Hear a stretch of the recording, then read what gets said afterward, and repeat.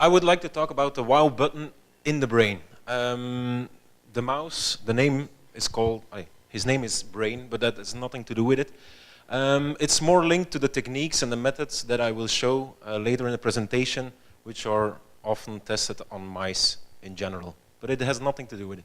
What I would like to talk about is actually most research focuses on the aware or the conscious measurements or behavior of people. And there are lots of tools and areas which measure more the unconscious behavior. And I would like to show you 10 areas and methods to focus more on the unconscious processes which always happens during the day. First is the sound. Sound happens to have lots of effect on people's behavior. For example, when in a restaurant you have an up-tempo music, people tend to eat faster, they leave faster, and you can have new people more easily. In shops, for example, when you have a slow-paced music, people walk around more slowly, and again, the sales go up. So as long as the cost of Sabam doesn't are not too high, and the increase in your sales are way up, then you should try it. Another thing is scent marketing. It's big business. There are companies who sell smell. So odors that are sold are, for example, herbs, wood, even popcorn and pizza. I even found a company who sells the smell of Christmas. So you don't need a Christmas tree, throw out your tree, put it in a little box, and the room is filled with Christmas. Your kids won't even know it exists. It works. Nike found out that people buying shoes in a store where the scent is really good, they thought the shoes were more attractive compared to a store where there's a neutral odor. So it works. Try it. On the next is eye tracking. Eye tracking is actually a very interesting tool because the eye movements are very uncontrolled and attention-based. So you don't know what things you all have seen without even all processing it consciously. So the eye tracking is an excellent tool for that. On the next slide, I will show you an example of this. It's very famous. Above, you see the woman looking at you, which is very good, and wow, she's looking at me. And below, you can see that she's looking to the brand. And what the eye tracking shows you is that in this picture, people tend to look more to the brand also compared to the other one. Brand recall is better here. If you ask people which slide do you prefer, they prefer the woman looking at them. So I would do it too. Face recognition, also a tool which comes up quite fast now. Algorithms that detect how people are feeling right now.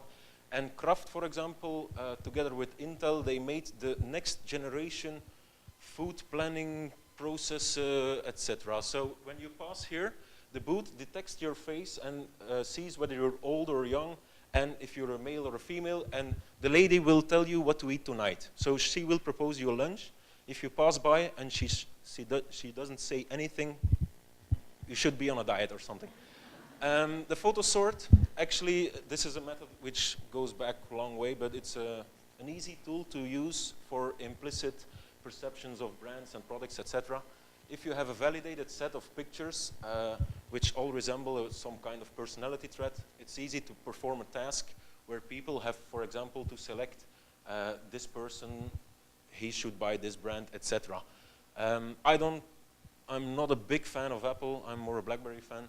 So the research found out that Apple are more for egocentric people, and I'm gonna shut up now.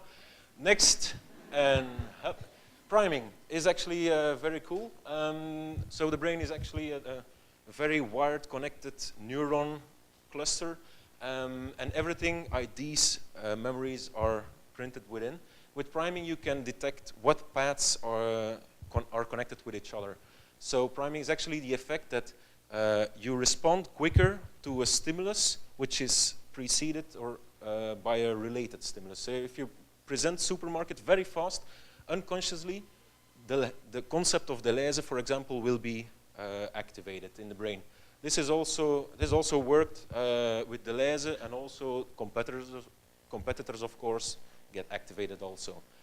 Another thing is the galvanic skin response. That actually measures the electro skin dermia, blah, blah, blah.